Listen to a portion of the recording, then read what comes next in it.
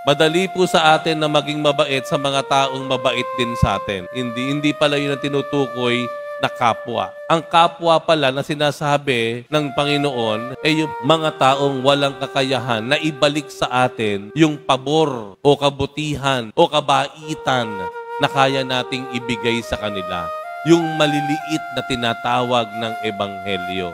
Yung mga talagang mas mahirap sa atin, mas hikahos sa atin, mas mahina sa atin. Yung pala yung kapwa na sinasabi. Muli, paanyaya ko po sa lahat. Boto ka man o hindi, padasalin ka man o hindi, regular ka mang nagmimisa o hindi, ang dalangin po natin, ang mungkahi ko, kada kayo lalabas ng pintuan ng simbahan, ang dalangin po natin, Panginoon, sa paglabas ko ng pinto ng iyong tahanan, nawa, gawin mo ako na isang tao na mas mabuti, mas nagmamalasakit, mas matulungin, mas dumadamay sa aking kapwa, lalo na doon sa mga maliliit sa kanila.